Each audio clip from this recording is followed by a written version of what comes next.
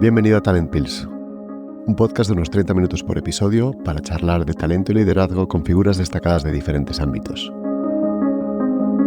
Juntos compartiremos ideas y perspectivas frescas que te puedan ser útiles en tu vida diaria y tal vez te hagan reflexionar. ¿Comenzamos? Este es un episodio muy especial. Es un episodio que muestra la presentación de mi primer libro, Despierta al líder que llevas dentro.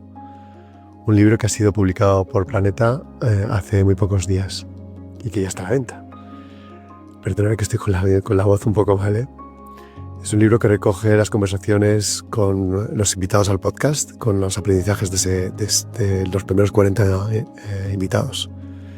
Esta presentación tuvo lugar en la Fundación Avance Asesores con la apertura de Gadea de la Viuda, que es socia fundadora de la entidad, y seguida por una mesa redonda que fue moderada por la fantástica periodista y amiga María Gómez, y me acompañaron también referentes y personas que admiro y además amigos como Juan Arena, Claudia Teclen o Luis Ferrandiz, personas que considero que son, bueno, que habréis escuchado anteriormente en el podcast, pero que considero que son no solamente por lo que han logrado, sino porque todos tienen un sentido humanista bastante fuera de lo común. Si no habéis escuchado sus episodios, os los recomiendo, de verdad. Más que una presentación, para mí fue un evento muy emotivo, un espacio para hacernos preguntas esenciales, como qué es el éxito, cómo liderar sin perderse, como qué significa vivir con propósito en un mundo que cambia y que está en constante aceleración. Un recordatorio de que todos llevamos dentro un líder que está dormido, esperando a ser despertado, como indica el libro. En el fondo es un viaje hacia un liderazgo más humano, más coherente y sobre todo más valiente. Espero que os guste. En la descripción, por si acaso estéis interesados, comparto un enlace donde podéis comprar el libro, que está en Amazon, pero también en la casa del libro. Espero que os guste el episodio y si os gusta el libro también me lo contáis. Muy buenas tardes. Soy Gadea de la Viuda y en nombre de Avante y de su fundación, que es quien nos acoge hoy aquí en este auditorio y de la que tengo la suerte de presidir, quiero daros la bienvenida.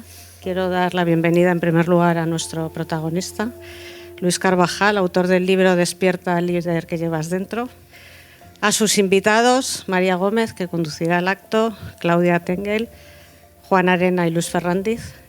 Bienvenidos a todos y sobre todo a todos vosotros, amigos y familia de Luis, que con tanto cariño pues hoy habéis querido acompañarle. He de confesaros que Luis es una excepción, porque en Avante raras veces decimos que sí a presentar un libro antes de haberlo leído y de que haya sido publicado. Y en tu caso te dijimos que sí cuando el libro pues ni siquiera había sido publicado y bueno, yo no había tenido la ocasión de leerlo. Pero tenía claro que iba a ser un éxito seguro, tanto el libro como este evento, porque el libro, como sabéis muchos de vosotros, recoge la esencia de 40 conversaciones que Luis ha tenido con personas excepcionales. Algunas estáis aquí sentadas, sé que también hay algunas otras entre el público que han pasado por tu famoso podcast Talent Pills y tus experiencias personales, y eso, por supuesto, ya era un gran punto de partida.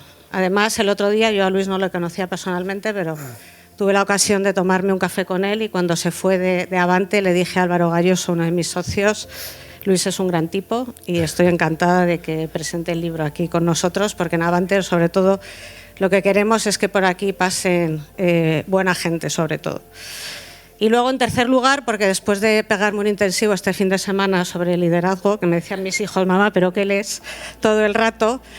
He de deciros que me siento muy satisfecha con que la Fundación Avante haya acogido hoy la presentación de este libro, porque muchas de tus reflexiones y de tus ideas están muy alineadas con el origen y el propósito de nuestra fundación. Luis en su libro habla de la curiosidad como una de las cualidades imprescindibles de un líder, y precisamente la Fundación Avante da hoy cobertura institucional y social a una curiosidad innata y permanente que Avante tiene como organización, porque somos conscientes, y bueno, pues estos 25 años de trayectoria profesional nos lo demuestran, que la mejor comprensión del ser humano y del mundo en entornos cambiantes como el que vivimos nos ayuda a aconsejar mucho mejor a nuestros clientes en sus decisiones de inversión, por supuesto, pero también biográficas. Como defines, Luis, la curiosidad como chispa del conocimiento. Y luego, en segundo lugar, y esto es un poco más especial, Luis habla en su libro de resignificar o redefinir el éxito. Él dice que para él el éxito es conseguir una vida plena, o en palabras de tu padre, que también recoges esta frase, una buena vida está inspirada por el amor y guiada por el conocimiento. En Avante y a través de su fundación no queremos redefinir el éxito, pero sí estamos en una encrucijada, una batalla por redefinir la riqueza. Creemos que la riqueza está muy mal entendida en el mundo actual y, bueno, pues desgraciadamente hay mucha conexión entre tener dinero y tener éxito y, bueno, pues nosotros pensamos desde la Fundación y estamos trabajando en ello con muchos, bueno, pues personas, sobre todo filósofos, en redefinir el significado de la riqueza. Para nosotros la riqueza, por supuesto, es mucho más que dinero y, como dice uno de nuestros filósofos de cabecera, muy en línea con lo que también entiende Luis, la riqueza bien entendida resume el ideal de una vida lograda y para nosotros eso es lo que intentamos hacer todos los días con nuestros clientes. De cómo decidamos relacionarnos con nuestro dinero a lo largo de la vida, y sé que es una cosa que no es sencilla, eso va a condicionar mucho nuestra evolución personal, familiar y también la profesional. He hecho un poco de menos este tema relacionado con el dinero en tu libro, he de decirte. Pero bueno, también esa relación pues, nos acercará más o menos a ese objetivo que tenemos todos y que hemos decidido llamarle felicidad. Y yo creo que una gran iniciativa, y lo compartí ahora con una persona que está aquí en el público, que es madre conmigo en el colegio, que debemos hacer es hacer llegar tu libro a la gente joven y a muchos de nuestros hijos que están en edades tempranas de inicio de su carrera profesional. Porque yo creo que hay que, con tu libro, ayudarles y, como tú también dices, Luis, a buscar la felicidad en los lugares adecuados y no en los equivocados. Muchas gracias, Luis, por tu contribución a que seamos mejores. Yo creo que te has convertido en tu propio personaje de tu podcast. Te tienes que hacer tu propia entrevista. Y muchas gracias a todos vosotros por acompañarnos. Yo os cedo la palabra. Gracias.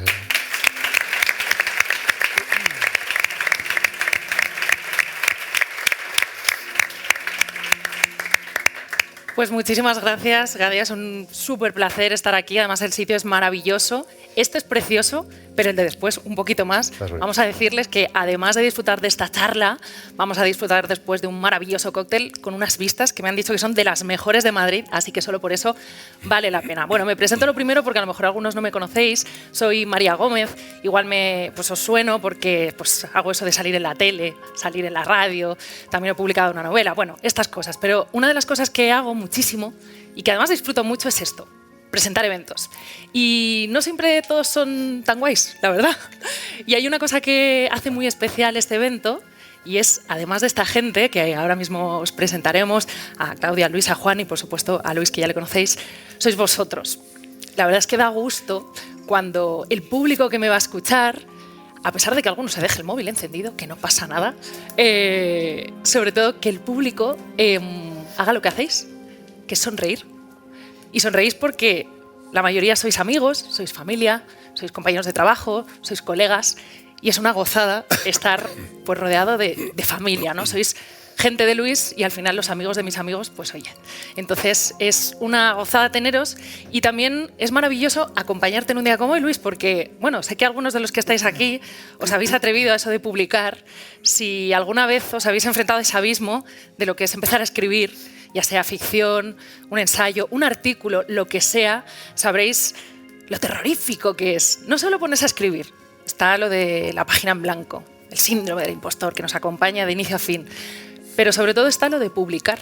Porque claro, cuando tú lo haces en casa está genial, si escribir no, es maravilloso, pero atreverse a dar este salto, atreverse a tener a tu bebé aquí y que luego esté allí, que significa con vosotros, pues es un acto de valentía increíble y yo por eso estoy muy orgullosa de Luis, sobre todo por la valentía y por la generosidad, porque él, más allá de escribir de lo que sabe, hacerlo con esa elegancia que le caracteriza, con su sabiduría, con sus referencias, con su mundo interior, lo ha hecho con generosidad porque lo ha hecho con algunos de vosotros. Sí, porque al final lo que ha hecho es compartir a toda esa gente bonita, esa gente interesante que ha pasado por su vida y convertirla en libro. Entonces, solo por eso, un aplauso enorme para Luis Carvajal, que presenta hoy Despierta al líder que llevas dentro. Enhorabuena. Qué feo, qué mal. Bien. Y os digo una cosa, él espera, que por esto de que ya somos colegas, que no tenga su ratito de gloria, porque ha subido aquí al resto de amigos, pero ahora te toca ser prota. Luis, yo lo siento muchísimo. Qué suerte la mía. Haber elegido muerte, ¿sabes? Esto es así. Fíjate, estaba pensando, al inicio de tu libro tú dices que este libro es una invitación al autoconocimiento y dices una cosa que me encanta. Dices, va a ayudar a cuestionar las métricas convencionales del éxito y a redefinir lo que significa liderar en un mundo que nos desafía a ser más, pero que rara vez nos pregunta quiénes queremos ser. Luis, ¿quién querías ser tú? Porque ya sabemos quién eres, pero ¿quién querías ser tú cuando soñabas con ser director de cine? Que ya lo sé, que te gusta a ti eso. Bueno, primero daros las gracias a vosotros, a Avante y a Gadea por las palabras tan bonitas. Me las vas a dar luego para que guardármelas. Por supuesto a Gonzalo también, que me está ayudando aquí. Tengo un montón de socios y amigos que están conmigo.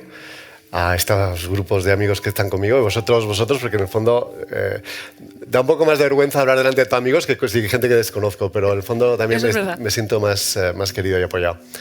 Pues claro, yo cuando hablo de liderazgo y de pensar en el éxito hablo mucho de coherencia, y eso muchas veces nos piden, el mundo te lleva...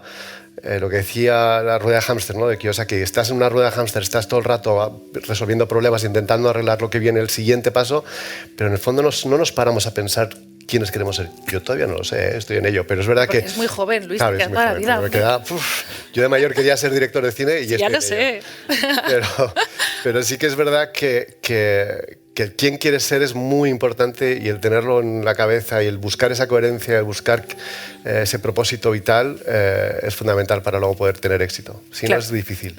Estaba pensando en una cosa que decía Gadea, que es verdad que es un libro que estaría muy bien que llegase a las generaciones más jóvenes, porque yo creo que hablas con mucha sensatez, con mucha emoción, que a mí me gusta, pero es verdad que hay que deciros, esto, o sea, no es mágico. O sea, aquí no hay una fórmula que de pronto nos vayamos a convertir en líderes. Eso no lo van a encontrar. ¿Qué sí vamos a encontrar en tu libro, Luis? Bueno, es un libro que, como decías bien, cuenta las experiencias de 40 amigos, muchos están aquí, que para mí son referentes, tres que tengo a mi lado, que son gente que cuando yo les entrevistaba veía algo diferente en ellos. No solamente brillaban por los logros y por las cosas que han conseguido, sino por la parte humana que tenían, esa parte de coherencia y de valentía que hablaba, ¿no? Y yo creo que quedármelo para mí era una pena. Esto sale un poco de las entrevistas del podcast, porque al final pues me daba pena entrevistas que yo hacía. En mi vida hago entrevistas a gente que es muy interesante, que tiene una vida de éxito, y decía, qué interesante lo que está contando esta persona, y qué rabia que me lo quedé yo para mí. Claro. Entonces yo creo que era muy importante poder contarlo. Empecé con el podcast y a partir de ahí con el libro. Pero con la idea de ayudar a que la gente se haga preguntas. No busco que la gente tenga recetas aquí, sino son las reflexiones que ellos me han contado, las reflexiones que que yo he ido también descubriendo de mi propia vida, y las cosas que están, pues que no son respuestas concretas, pero sí te va a ayudar a hacerte las preguntas adecuadas para poder buscar esa coherencia. Claro, me gusta porque en realidad yo creo que todos los libros, antes hablaba de eso, de atreverse a escribir, son un poco también catarsis personal. Aquí hay mucho de tus reflexiones, tus sensaciones, también citas a gente que yo creo que te ha marcado, sí. Pero hablábamos de estas 40 personas, ahora vamos a hablar con 3 que son fascinantes. Os digo, no vais a querer que llegue el cóctel porque vais a querer quedaros a escucharles toda la tarde, pero háblame de los que no están aquí. Vamos a hacer un repaso también de algunos otros protagonistas que te pasó eso, ¿no? Decir, ¿cómo me voy a quedar esto solo para mí? Esto lo tiene que saber todo el mundo. Sí. Hombre, yo en mi día a día trabajo sobre todo con directivos, con primeros niveles directivos, y esos, pues hay muchos aquí. Hay gente pues, que son pues como Juan, ¿no? O como Luis, que son grandes directivos de compañías muy reconocidas y que han tenido un éxito increíble. Pero claro, si ya quería tener entrevistas a propósito, buscaría referentes en otros ámbitos. Buscaba referentes pues, en el entorno social, o en el entorno pues, del arte, o en el entorno médico, incluso en el entorno espiritual. Claudia es una mezcla de todo, es líder empresarial, espiritual, emocional. Para mí Claudia es una y no en ese orden, ángel, ¿verdad? No en ese orden, pero es un ángel de inspiración, con lo cual pues son diferentes matices que voy sacando de las personas y que gracias a este podcast he podido he podido acceder y tener esa suerte de conversaciones con gente tan interesante. Bueno, pues vamos a sentirnos podcasters por un día, ¿no? Si te parece. Sí. Y vamos a presentar a los tres que sí nos acompañan hoy aquí, que además decías tú que no es casualidad, ¿no? Estos momentos vitales, también sus perfiles, no solo de esas 40 personas, sino de ellos tres en concreto. Vais a ver que, aunque son muy diferentes, yo he ido encontrando muchísimos puntos en común y yo te voy a dar el lujo de que les presentes tú, que son tus amigos. Claro, sí, encantado. Empiezo por Claudia. Sí. Que Claudia es amiga, es fantástica y es una mujer. Si no habéis escuchado este episodio de Claudia, de verdad que le merece la pena que lo escuchéis, porque es una mujer que es pura fuerza, es pura inspiración. Nació con una espasticidad, pero eso no le ha impedido ser la mujer más fuerte que conozco, psicóloga, máster en el del IES, tiene su propia fundación con su nombre que se llama Claudia Teclen, que ayuda en temas de inclusión laboral, de ayudar a entender cómo la discapacidad y tener gente que sea un poco distinta no es un favor que hacemos a estas personas, sino todo lo contrario, es un favor que tenemos nosotros de tener gente con esa capacidad de fortaleza y esa creatividad. Con lo cual, Claudia, para mí, siempre que tengo un día malo, hablo con Claudia, porque me ayuda muchísimo. Porque es mutuo. Pues un aplauso fuerte para Claudia Teclen, que nos acompaña hoy. Y soy amiga de Luis, eso es importante, mi presentación. Soy amiga de Luis. Es premio Princesa Girona, es que podría hablar mucho más. Acabamos antes y decimos lo que no es Claudia, ¿eh? Exacto, ¿Verdad? exacto. Que sí que tiene un currículum increíble. Bueno, son todos amigos también. Sí. Luis es amigo desde que nos conocemos desde hace muchos años, porque empezamos a trabajar juntos en Bain hace ya tiempo, 2-3 años, ¿no? Y luego estuvimos en... ¿Qué ha pasado? No hemos venido a y medio. sacar esos trapitos sucios, Luis. Exacto, Hoy es un día muy bonito. Luego, pues él es emprendedor de éxito, vendió su compañía a una consultoría, se aburrió mucho consultor porque fue socio de McKinsey llevando toda la área digital y ahora está de presidente de Yacala, que es una compañía que se dedica al mundo del marketing digital y también es profesor del IES. Epa, Y ya está, ¿o no? ¿Me dijo algo? está estupendo. Pues aplauso Voy a mirar a fuerte mí. para Luis Ferrandiz. Muchas gracias. ¿Qué ibas a decir? Y Juan, ¿qué decir de Juan? Juan es uno de estos referentes que existen en España, que tenemos la suerte de que haya existido, ¿no? Ha sido presidente y CEO de Bankinter en un momento dado, que consiguió que Bankinter pusiera al banco a la banca a nivel mundial, porque fue considerado el banco más innovador del mundo en ese momento.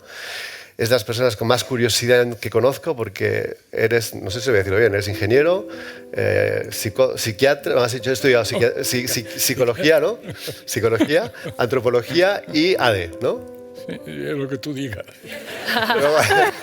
Luego ha sido profesor en Harvard, que eso nos lo podrá contar, y aparte está siempre muy ligado a Harvard. Es un amigo, desde luego, y un referente en España, una suerte.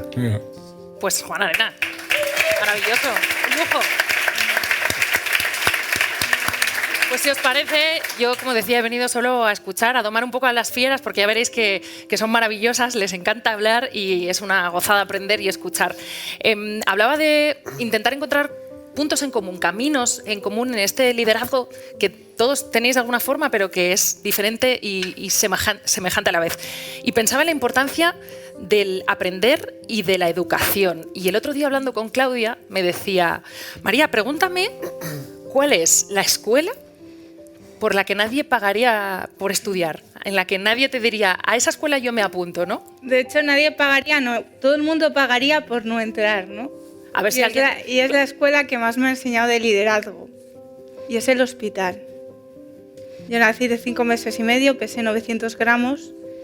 Y mis primeras negociaciones y gestión de personas fueron con médicos, que no querían escuchar a una niña, que me tenían clasificada como un número y que les tenía que convencer y hacer ver que mi meta era ser feliz, no doblar la rodilla. Mejor todos habéis visto que han necesitado subirme y no pasa nada. Entonces, en el hospital aprendes a relativizar los problemas. Aprendes a aceptar, que esto habláis mucho en el libro, aceptar la realidad. A perseguir tus sueños y a ser valiente y constante, porque hay una cita de tu padre, Luis en concreto, que a mí me ha marcado mucho en el libro, que es que la gestión del miedo, el superar el miedo, es algo muy personal y que depende de cada uno. Pero si no nos atrevemos a afrontar el miedo, no vamos a ningún lado.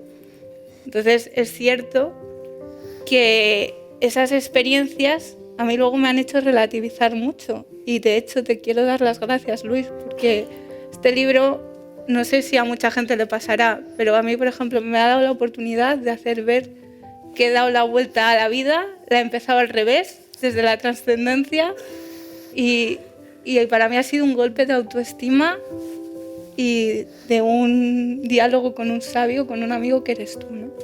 Y con todos los invitados.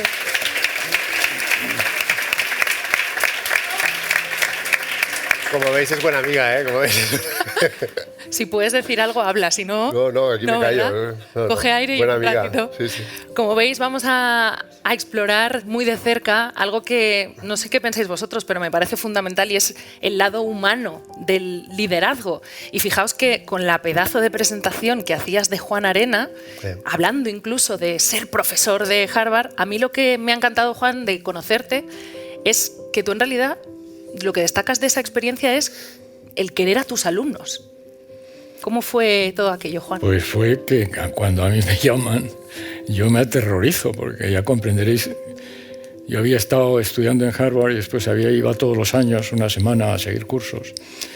Y Harvard es un lugar en donde la liturgia es como en el Vaticano, es importantísima. O sea, uno entra en un aula y ya te quedas con miedo a decir algo porque todo es... Y los profesores son muy peculiares, todos ellos tienen... han trabajado mucho, actúan en las clases, etc. Entonces yo pensaba que iba a fracasar. Y en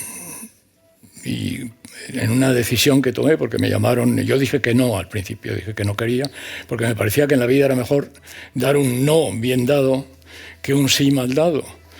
Y entonces me llamaron de vuelta, me dijeron ¿por qué no? Y yo les conté por qué no es mi lengua, no tengo experiencia en dar clases con debates y en el método del caso, etcétera, etcétera. Entonces me dijeron, nos interesa tu experiencia, vente. Entonces yo tomo la decisión de ir, voy a Boston, me hacen una serie de entrevistas y llegamos a tomar la decisión de ir. Y yo sabía que yo no podía ser un buen profesor, que era imposible que lo fuera, porque para ser profesor tienes que tener primero conocimiento. La escuela imaginaba que yo lo tenía y además era verdad que yo lo tenía. Yo tenía mucha experiencia detrás y tenía el conocimiento. Pero en Harvard se requiere también tener oficio, porque las aulas son de 95 alumnos, tienen una tecnología tremenda, hay un carrusel de pizarras que se mueven y que al final de la clase tienen que estar completamente llenas de lo que se ha debatido en la clase. La tecnología es tremenda. Tienes que saber andar por los pasillos del aula, tienes que aprender a llamar a todos los estudiantes cuando levantan y hay un ordenador que te va diciendo si tienes un sesgo hacia los de la izquierda, hacia las derechas, si tienes un sesgo en relación con las distintas razas, con los distintos colores de la piel. Todo eso lo tienes en tu mesa cuando vas a dar la clase. De tal manera que el ordenador te dice, hay fulanito de tal, lleva 10 días sin hablar, zutanita. Bueno, todo eso requiere un aprendizaje. No es muy complicado el aprendizaje, pero requiere un tiempo y sobre todo requiere un tiempo sentirte cómodo con ello, estarte tranquilo en ese tema, no estar agobiado cuando entras a la clase de que tienes que componer. Y luego hay otro elemento que es muy importante, o por lo menos así lo hacen algunos profesores, que es que Harvard tiene un punto de Broadway. O sea, los profesores hay muchas veces que actúan, todos ellos tienen un punto de actuación. Y claro, eso no se aprende de la noche a la mañana. Yo ya me veis. Soy lo que soy, o sea, tengo pocas capacidades para dedicarme a actuar. Y entonces decidí que como yo no podía ser un buen profesor, la única opción que yo tenía era querer a mis alumnos. Porque los profesores de carrera, cuando tienen el tenure, que es la cátedra, ya es suya en propiedad, están muy interesados en tener consejos de administración, en escribir papers, en escribir libros, en ganar dinero. Y yo fui a Harvard con 64 años y eso ya lo había hecho. Pues no había escrito ningún libro y tal, pero yo había hecho ya mi carrera. Y entonces la única manera que yo tenía de competir con ellos era queriendo a los alumnos más que lo que ellos iban a quererles, porque para un profesor los alumnos es un producto de segunda división, ellos están ya en otra cosa. Y eso es lo que hice. Y me nombraron, perdonadme, pero lo voy a decir porque me da mucha ilusión, el mejor profesor de la unidad. ¡Bravo!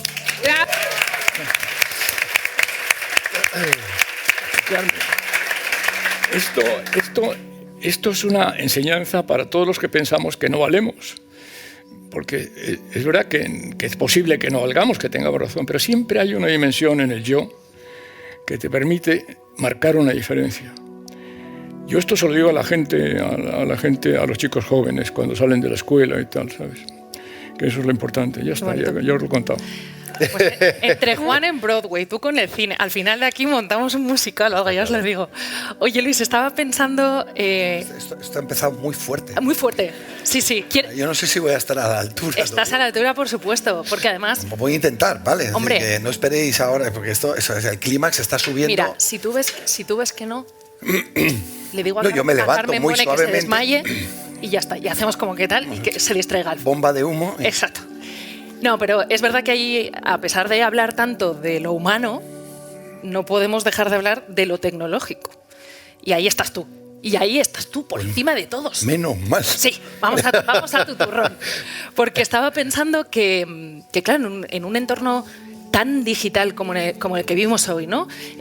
Pienso en mi terreno. O sea, hoy en día ChatGPT ya nos hace todo. Es que ya no hacemos falta.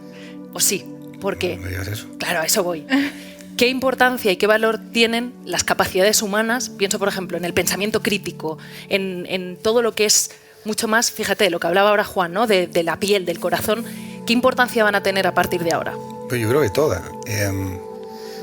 Qué buena pregunta. A ver, yo llevo en esto de tecnología digital desde el año 99, muy pronto.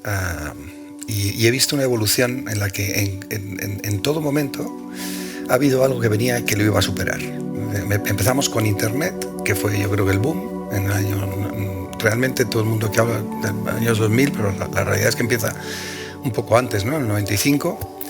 Luego viene la época de los buscadores, las redes sociales, entonces todo se populariza, el e-commerce. Luego viene la época del móvil.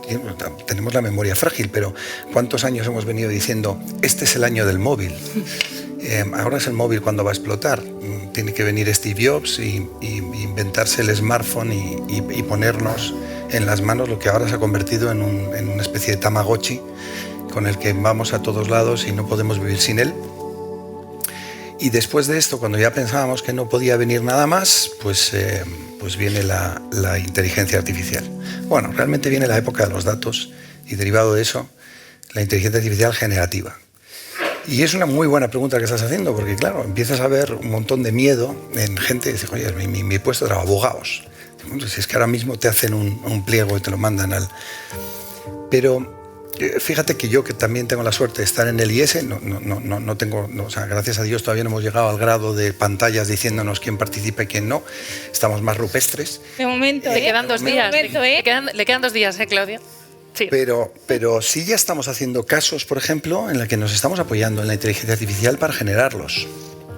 Yo ya he puesto y he permitido a los alumnos utilizar la inteligencia artificial para solventar el examen. Y diréis, pero qué barbaridad, ¿y esto? ¿Cómo les permites? Digo, ¿qué problema tengo? Yo lo que quiero es que utilicen la cabeza y utilicen el pensamiento crítico. Lo que me da una máquina, si yo no tengo la capacidad, yo digo por nosotros, la capacidad de juzgar si es bueno o es malo, entonces no soy nada, no soy nadie, no genero valor. Y precisamente yo le digo mucho a los alumnos, y con esto termino, que quizás venimos ahora a una época en la que el método socrático es aquel que se utiliza en el caso, que es a través de las preguntas, va a ser más importante que nunca. ¿Por qué? Pues porque hacer las preguntas adecuadas, que son lo que... Ahora las preguntas las pasamos a llamar queries, ahora se llaman prompts, ¿sabéis? ¿No os habéis dado cuenta? Dentro de nada las llamaremos de otra manera. Ahora, para hacer las prompts tienes que saber preguntar muy bien y de forma muy estructurada. Y te tienen que devolver algo que tú tienes que tener la capacidad de juzgar y volver a preguntar. Por tanto, nos lleva a un mundo en el que tienes que tener la capacidad de hacer las preguntas adecuadas de forma más relevante que nunca. Y esto es muy interesante, ¿no? Y los periodistas vamos a tener trabajo, así que maravilloso, perfecto, porque nos dedicamos a las preguntas, o sea que... Estupendo. No, pero es muy interesante porque hablando de esos valores que las máquinas, fíjate que no voy a decir que no nos van a poder arrebatar, sino que no nos pueden copiar, pienso sobre todo en la felicidad. Y Luis, este libro nace de tu seria convicción de que esto que nos hemos metido en la cabeza, ¿no? De que la felicidad son los logros, los títulos, eso a lo que llamamos éxito, eso no es así. Bueno, es así para muchos, sí. Pero es verdad que yo creo que se confunde el éxito con el reconocimiento. De hecho, lo hablaba con Chris, mi mujer, el otro día, ¿no? Que a veces no es lo mismo, o el éxito con los logros, o el éxito con lo que acumulas. Y yo lo veo un poco distinto. Yo lo relaciono mucho más con una vida coherente, con la capacidad de no de lo que acumulas, sino lo que devuelves o lo que contribuyes, que es un poquito más bonito, ¿no? Y eso requiere de valores que incluso la tecnología no nos lo van a quitar. Hay cosas que para mí son fundamentales, que han estado siempre, ¿no? Que tiene que ver con la curiosidad, que tiene que ver con tu capacidad de comunicar con la gente que está alrededor tuyo y que tiene que ver con tus ganas de contribuir. Eso que es algo que hemos tenido desde siempre.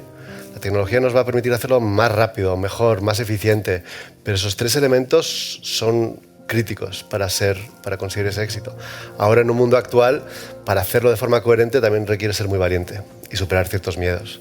Y por eso hablo de todos esos componentes de una manera común. Por eso digo, no son logros, sino es contribución. Claro, y a esa felicidad también contribuye tener las cosas claras y saber quiénes somos. Y a mí me parecía curioso que Claudia, que convive con parálisis cerebral, asegura que es una afortunada. Yo te he escuchado decir, convivo con parálisis cerebral y soy una afortunada. Esto, yo sí. ¿Por soy qué? Una afortunada porque he roto estadísticas.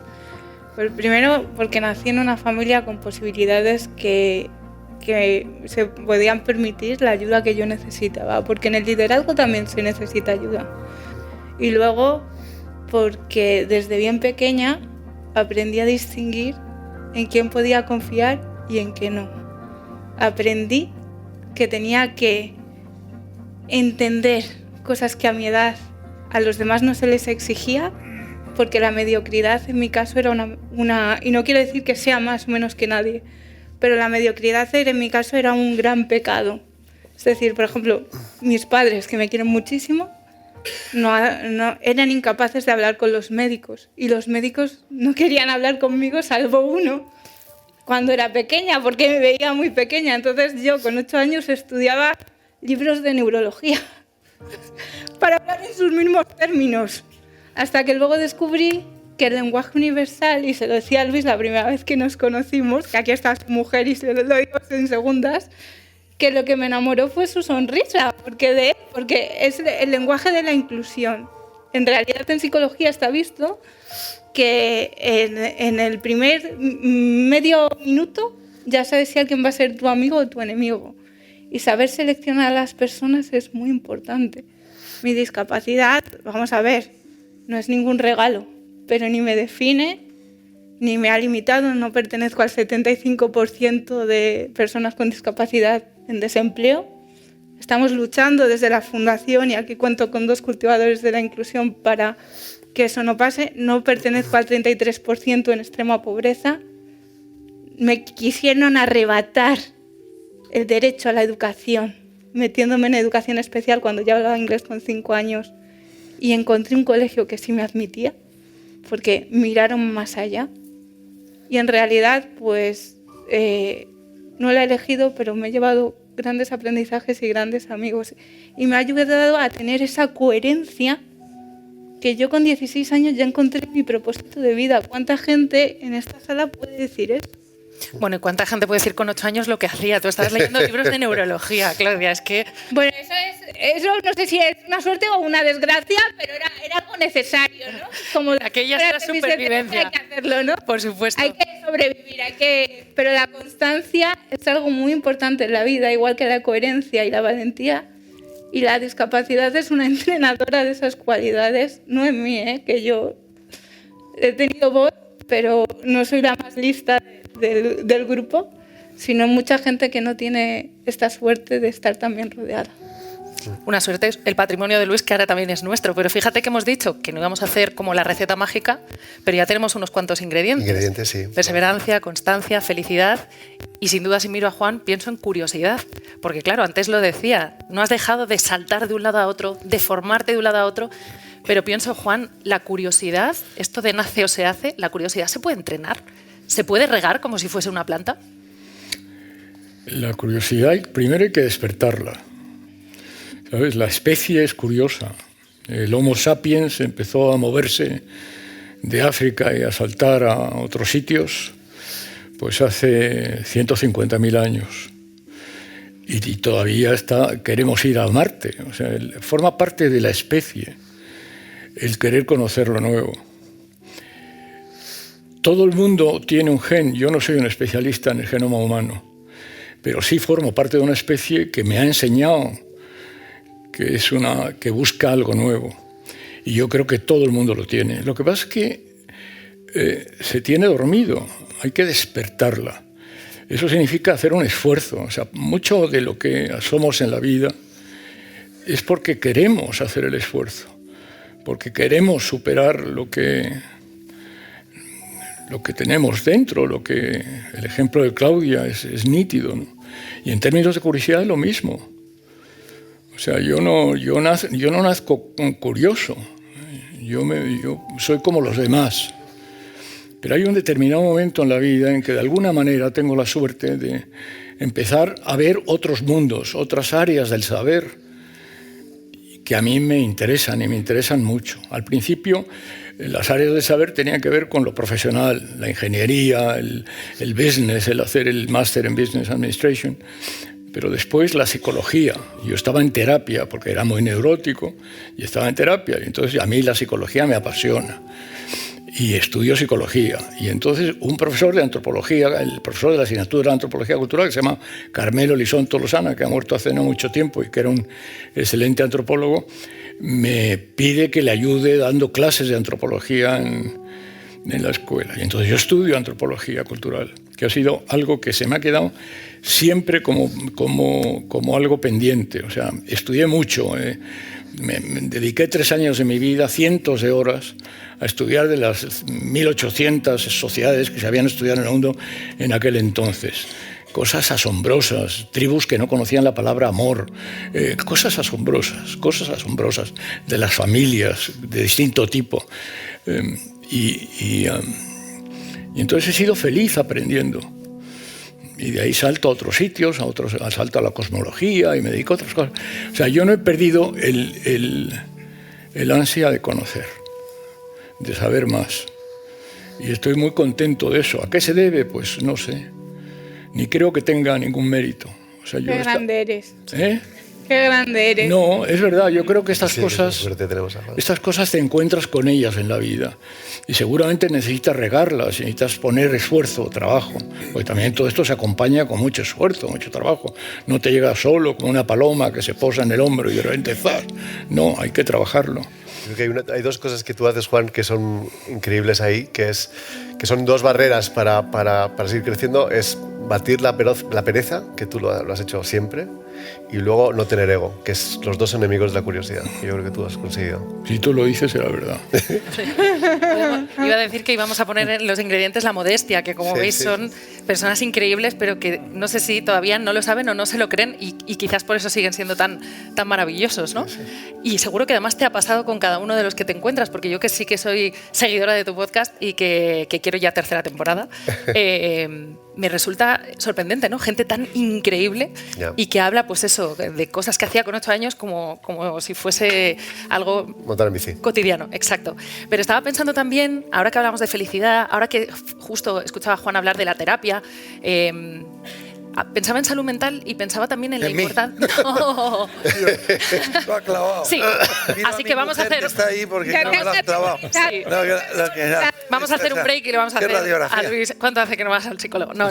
Pero pensaba, antes cuando hablabas de esas herramientas increíbles, ¿no?, que tenemos ahora al alcance, pensaba si todos somos capaces de pilotarlas. Porque claro, ahora tenemos un gran poder y como ya dijo el sabio Spiderman, eso conlleva una gran responsabilidad. Entonces, ¿cómo de importante es, en términos de liderazgo, cuando estáis en estos lugares increíbles, ¿no? Pienso, pues eso, aquí, tal, estos lugares, crear entornos seguros y que la gente sea consciente de cómo está? de saber parar, de saber pedir ayuda. Todos habéis también sido responsables, habéis tenido gente, equipos. ¿Cómo vivís este tema y cómo de importante es eso? Bueno, vamos a ver. De nuevo, buena pregunta. ChatGPT conmigo no, ¿eh? Lo estáis viendo, ¿eh? Bueno, vamos a ver. Yo creo que es que entramos de verdad que entramos ahora mismo en una etapa que va a ser increíble. Literalmente increíble. Entonces, la primera reacción que solemos tener todos es esto me saca de mi zona de confort y por lo tanto mi reacción es defensiva. Esto nos va a quitar el trabajo, todo lo que ves son amenazas. Yo, sin embargo, tengo la enorme suerte de que todo lo que veo son oportunidades.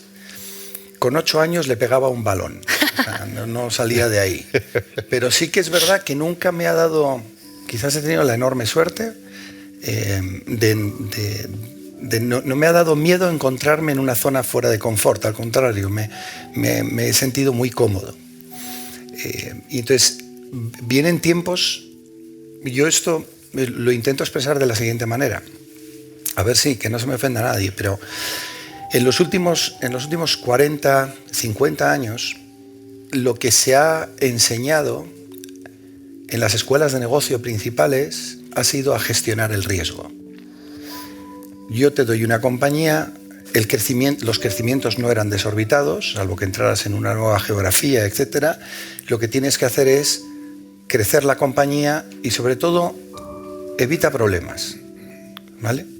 Es verdad que hace 40 años, 50 años, en este país surgió una generación que ha montado un tejido empresarial, que nos ha dejado un tejido empresarial espectacular y que en los últimos 20 años, pues lo que nos hemos acostumbrado los ejecutivos es a gestionar el riesgo.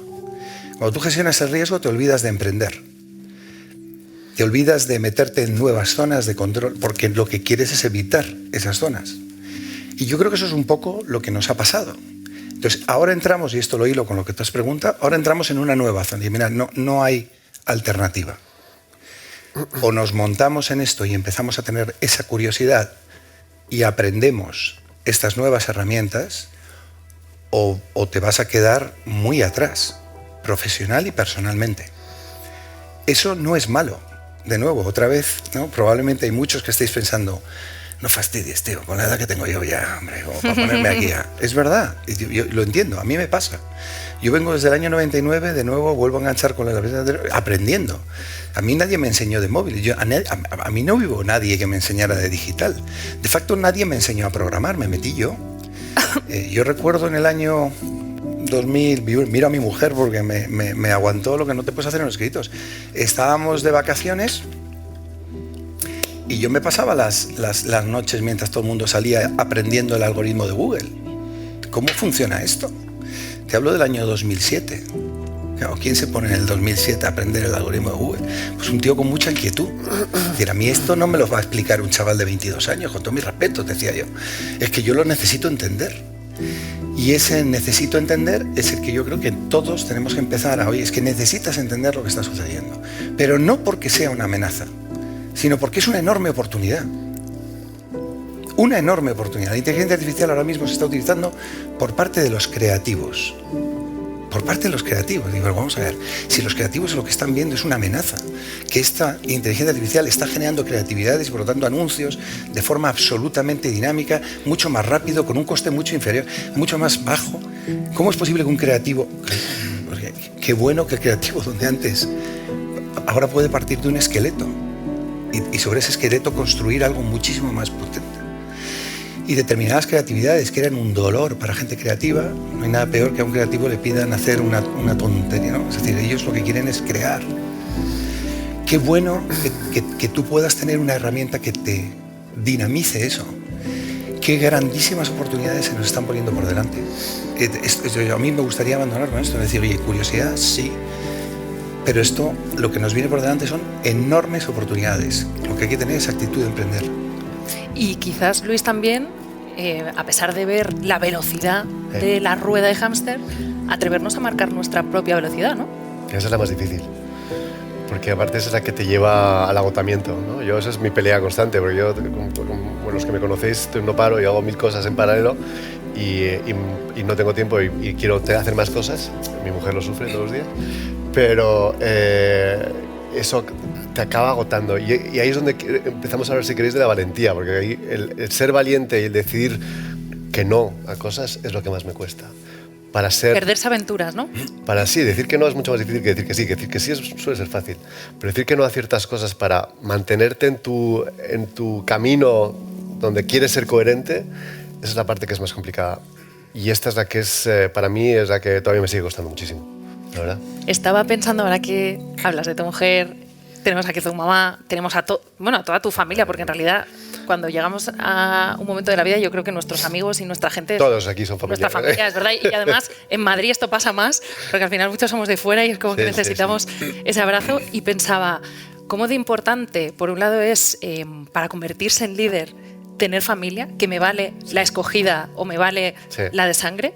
Y en este caso, ¿qué ha significado tu padre? Que sé que es una de las entrevistas importantes que uno nos puede acompañar, pero sin duda uno de los grandes protas del podcast, del libro, como decía Claudia, y de tu vida.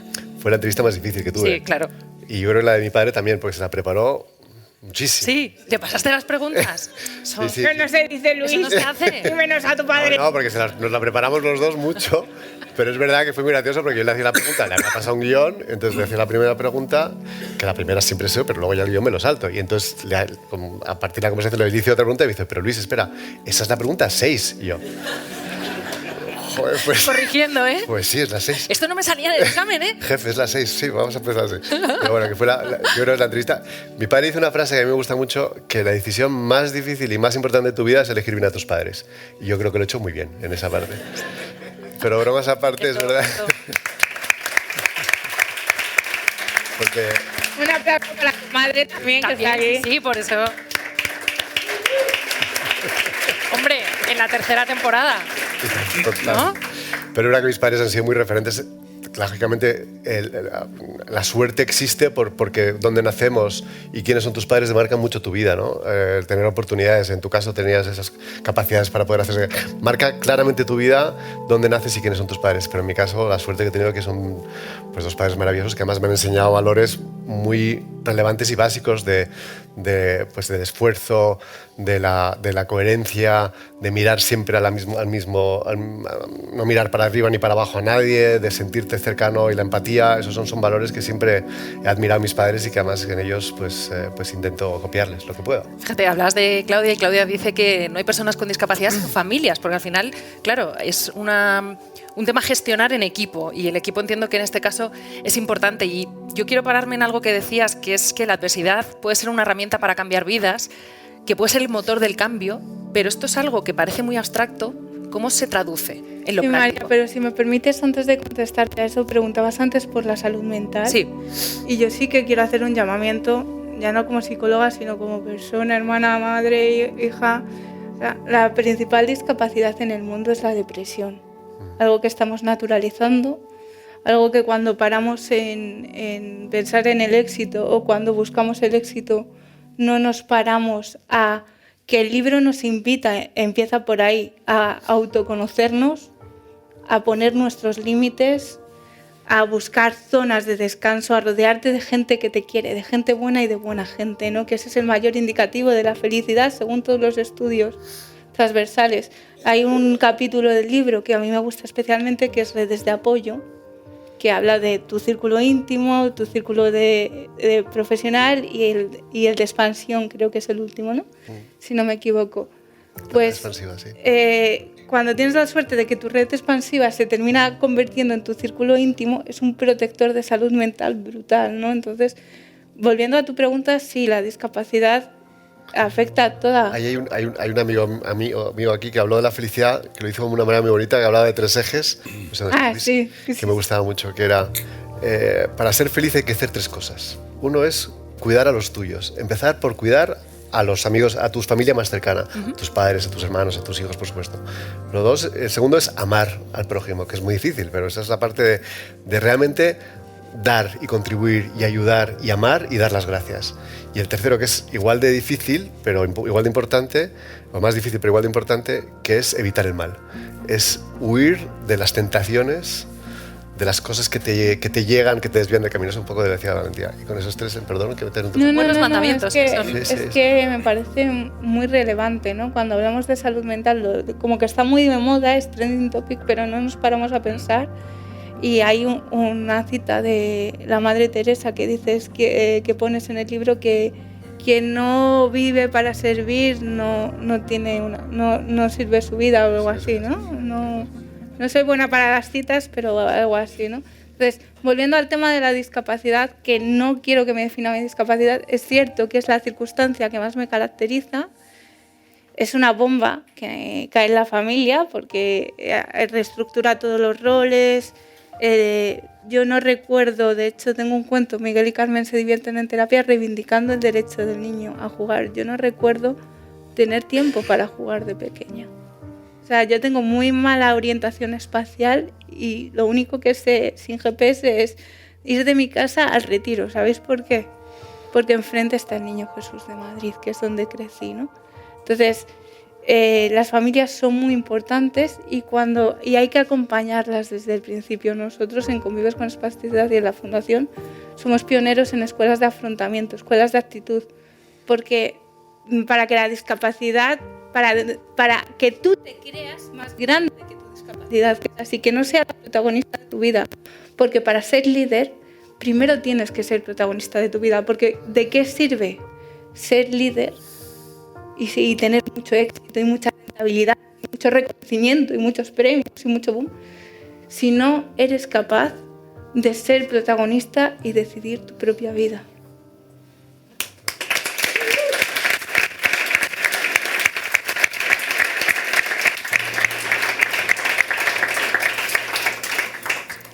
Es que solo te escucharía, Claudia, pero voy a seguir porque me cuesta hablar. Es que es muy emocionante escucharte, pero es muy emocionante también entender que al final se puede afrontar la adversidad sea cual sea, ¿no? Y que al final el trabajo, en este caso también de un líder, es afrontarla. Juan, pienso en cuando tú, en aquella época en la que la banca era algo estanco, que era lo mismo, que se sabía lo que se iba a hacer y que de ahí no se podía salir, te atreviste a proponer cosas nuevas.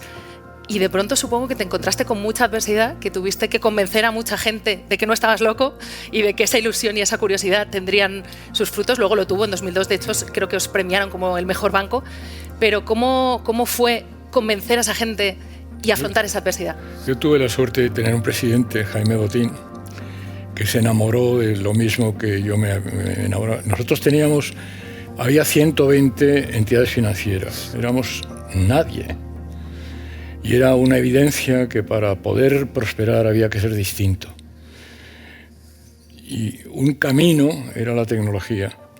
No todo el mundo lo entendía. En el Consejo de Administración yo tenía vicepresidente a Emilio Botín, y Emilio Botín no tenía un ordenador en su mesa. Yo recuerdo una vez que me dieron a mí me dieron una gran cruz de estas, me la dio Piqué, Josep Piqué, por la Sociedad de la Información. Y recuerdo que le pregunté si Aznar tenía un ordenador en su mesa y me dijo que no. Y yo le dije, no se puede liderar un país queriendo que el país sea un país digital si quien lo lidera no tenga un ordenador. Pues eso ocurría en el Consejo del Banco. Nadie tenía un ordenador, ni quería tenerlo, les asustaba. Y entonces proponer en el Consejo del Banco que aquello que nosotros íbamos a transformar a la banca, íbamos a hacer una banca distinta, en donde en vez de ir a hacer cola en una oficina, íbamos a dar un servicio digital que fuera mucho mejor, era imposible de que lo creyeran. Y bueno, pues hubo que remar y remar y remar y remar. Pero de repente un día empezó a entrar el dinero en el banco, concretamente un día que le estaba yo enseñando al presidente de la CNMV, el broker online, de repente empiezo a ver en la pantalla del salón del consejo que la acción de Bankinter se está disparando. Entonces yo me levanto y le digo al gobernador, le digo, esto debe estar mal, cojo el teléfono y llamo a tesorería y me dicen, está entrando dineral en el banco. Y el banco pasa a valer lo mismo que el Popular, que era 3 veces, o yo qué sé, imaginaros lo que queráis, más grande que nosotros. Y eso a mí me abre la puerta. Yo recuerdo en el siguiente Consejo de Administración, era ahí en el Palacio del Marqués de Mudela, en la Castellana, en una mesa muy grande, y Emilio tardó en llegar y de repente se abrió la puerta y empezó a gritar: enhorabuena, Juan, enhorabuena, Juan. Todo se había resuelto. Pero claro, que el mercado, como está ocurriendo ahora con Trump, cuando le da leña, pues el mercado empezó a ponernos flores. Y ahí se acabó la discusión y entonces ya empezamos a despegar, ¿no? Bueno, Juan Arena, un auténtico pionero que ahora entendemos que no haya dejado de estudiar también humanidades, lo que se ha puesto por bandera. Pero Luis, tú también es verdad que te has movido, que has sido muy inquieto, que no solamente, además de estar en diferentes empresas, que yo creo que eso es algo que os caracteriza a todos, que es como que no paráis de moveros, también compaginas tu labor con la docencia. Y pensaba, ¿cómo de importante es para conseguir ese liderazgo, como dice Luis, o despertarlo por lo menos, el reinventarse, el reciclarse, el mirarse al espejo y decir: oye, llevo demasiado siendo tengo que ser alguien nuevo? Fundamental. Yo creo que además Juan lo acaba de expresar muy bien, ¿no? Fíjate qué grandísimo ejemplo de cómo alguien con una actitud de emprendimiento, con una actitud de probar cosas nuevas, de identificar dónde está la oportunidad, se lanza y hacen que sea un gran banco. En este país tenemos grandísimas empresas. Y yo creo que parte de lo que viene, pues implica que tenemos que migrar, que tenemos que aprender nuevo. Pero insisto que esto muchas veces lo tomamos de forma defensiva, pero es que es crítico para poder avanzar. Si tú miras en Estados Unidos, yo este dato alguna vez lo doy, ¿no? Y os lo doy para que entendamos un poco. O sea, fíjate si es importante esta actitud de lanzarte hacia adelante, hacia lo novedoso, que genera oportunidades. A nivel mundial aproximadamente hay unos 1000 unicornios. Un unicornio es una compañía privada con una valoración privada por encima de $1.000 millones. 1000, más o menos, ¿eh? Es decir, ahora mismo el número está en 1200. Casi nada. Casi nada. Bueno, pues fíjate, Claudia, de los 1000, por hacer el número redondo, más del 50% están en Estados Unidos. El dato del unicornio lo doy porque es un KPI, es un indicador muy bueno de innovación y de emprendimiento, de éxito en una geografía. Claro, tú miras a Estados Unidos, más del 50% de los unicornios están allí. Hasta hace poco el 30% estaba en China. Hasta hace poco. Porque en los últimos 2 años ha perdido esa posición de 30% a 15%. Pero el dato relevante es Europa. Europa entendida por el mapa mundi, o sea, metiendo Inglaterra, Gran Bretaña, ¿bien? Lo digo porque ahora empezamos en Europa y parece que Gran Bretaña no es Europa. Entonces, si metes Gran Bretaña, estás hablando del 14%. El 14%, 140 compañías. Pero es que si quitas Gran Bretaña, en Europa, Alemania, Francia, Italia, España, Grecia, etcétera, es el 7%. Entonces, ¿cómo de importante es esta actitud que acabamos de escuchar? Yo lo que intento empujar al máximo, tanto desde la atalaya que me da el IES, como los foros como este donde voy, es qué importante es que las compañías emprendan y se metan en territorio novedoso para fomentar esa innovación. Y termino diciendo qué importante es que los consejos de administración tengan miembros que fomenten eso. Y qué importante es que el gobierno lo empuje. Explorar lo desconocido, ¿no? Al final. Nunca te vamos a perdonar que durante unos segundos nos hayas hecho creer que había 1000 unicornios de verdad por el mundo. O sea, esto, de verdad, la ilusión de un niño que digo, ¿dónde están? Quiero ir. Es que ya yo tengo uno. Estoy relajando porque ya no estamos a punto. Yo estoy en uno. Tú estás en uno, ¿no? En italiano. Pero... Bueno, os invito a que penséis si queréis compartir ahora alguna idea, sensación, pregunta, porque vamos a también querer escucharos y compartir también sensaciones con vosotros. Vamos a ir terminando. Porque lo de las vistas mola si es de día, claro. Exacto. Esto es así. Sí, pero, Luis, ahora que tienes al bebé aquí, no te voy a enseñar el mío porque está pintarrajeado y esto hay autores que les da mucha rabia, pero yo es que me gusta subrayar. Me gusta que vayas pintarrajeado. ¿Sí? Vale. ¿Qué sientes hoy? que esto ya es real? ¿Qué siento? No lo sé. Bueno, agradecimiento. Lo primero es agradecimiento, porque es verdad que porque este libro recopila las historias que decía, y los miedos y lo que me han contado gente de una manera muy generosa. Entre los que estáis aquí hay muchos. Y luego también agradecimiento, como lo he dicho antes, al Grupo El Planeta, que ha sido fundamental en que haya confiado en mí y en que esto sea una realidad, ¿no?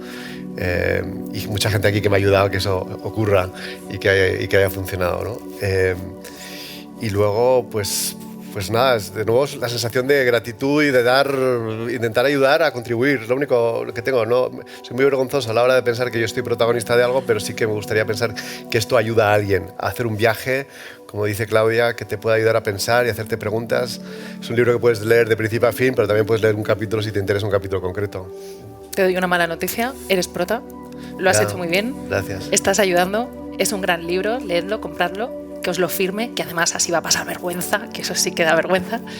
Pero quiero saber qué has aprendido, porque después de todos estos años, todas estas charlas, toda esta gente increíble que puedes decir que son tus amigos, ¿qué has aprendido, Luis Carvajal? Sigo aprendiendo. He aprendido que no sé nada casi, ¿no? Que estoy aprendiendo desde que estoy al principio del aprendizaje y que esa curiosidad que me han inspirado y que me puedo atrever a hacer cosas, que no pasa nada por atreverte y que no salgan las cosas, y que es muy gratificante ayudar. Puede ser un poco egoísta, como decía Thomas Hobbes, ¿no? de Leviatán, que puede ser un acto egoísta el ayudar a otros, pero es que yo sí ayudo, no sé, en algún día ha habido conexiones raras de Claudia hablando con Ramón Torrelledó, que es un director de orquesta. Entre ellos dos han creado una simbiosis. Ya eso me vale, ya eso genera un impacto que es increíble. Con lo cual, lo único es eso, es pues seguir en esa misma vía, encontrar un camino que me hace feliz. Generando ese movimiento positivo, ¿no? Sí. Bueno, no sé si hay alguien que quiera compartir algo, alguna pregunta, alguna sensación. Sé que todos queréis hablar con Claudia, pero luego va a estar tomándose algo con nosotros. Pero, pero yo sí quiero decir algo, porque me parece, Luis, que te tienes que reconocer que eres un... No, es que me enfada mucho, porque la humildad está bien, pero hasta cierto punto, ¿no? Y Luis es una persona que dedica mucho tiempo a ayudar a los demás, y el tiempo es la única moneda que no vamos a invertir, que no vamos a recuperar, perdón. Y que es realmente generoso. Yo cuando decía de esos círculos que les he dado la vuelta a mi vida, muchos de mis médicos han pasado a ser mi familia. Yo te considero parte de la familia por conversaciones que no vamos a sacar aquí, pero en momentos muy crudos. No, pues el rosario, ¿no? Bueno, va a ser el testigo de mi boda, ¿vale? Pero por ejemplo, el rosario antes de tu cirugía son cosas que tienes esa valentía y esa honestidad y esa sinceridad y esa... Ya. Ese tú, ¿no? Entonces, tienes que reconocértelo. Vale, gracias. Pues aplauso para Luis.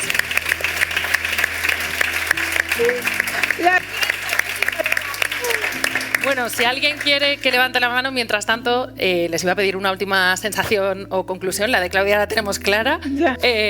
Juan, una última valoración, algo que quieras aportar para cerrar la tarde.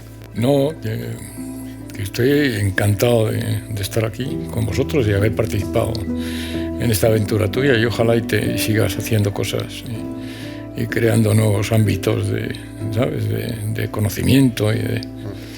Eso es lo que quiero decir, no tengo más que decir. Gracias. Es maravilloso, claro. Bueno. Luis, te toca.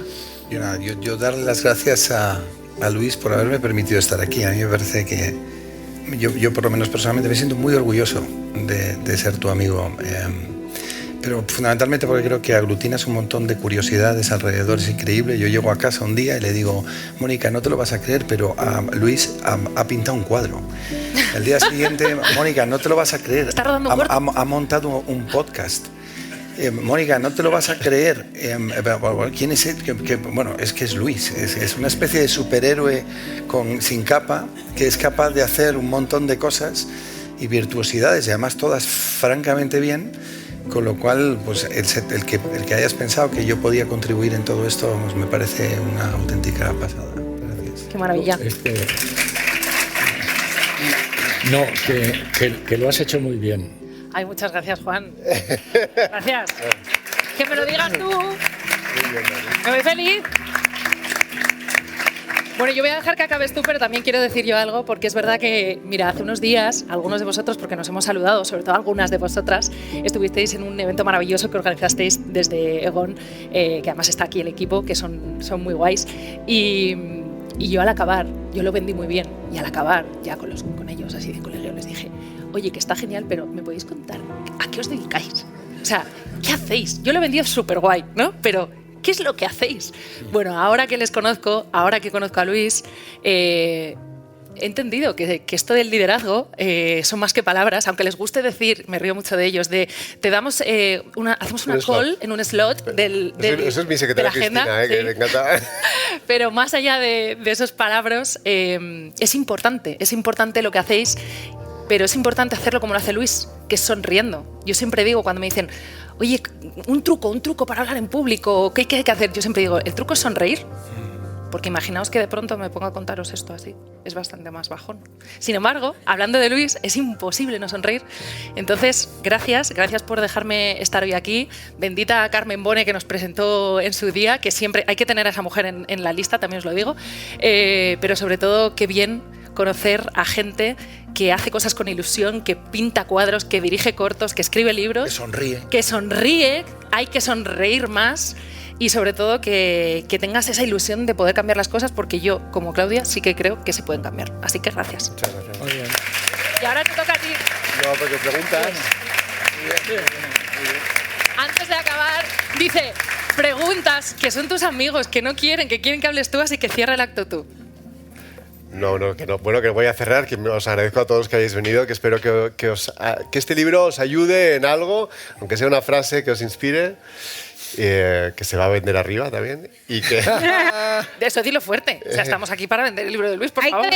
Vamos, un aplauso a que se van a vender 100 libros que hay aquí. Y que de verdad ahora tenemos un cóctel maravilloso con un vino de Sandra Falcó, mi cuñada, que es buenísimo y más cosas de comer. O sea que, y hablaremos lo que queráis. Que millones de gracias por venir, de verdad. Muy bien. Y gracias. Luis Carvajal. Gracias. Bravo.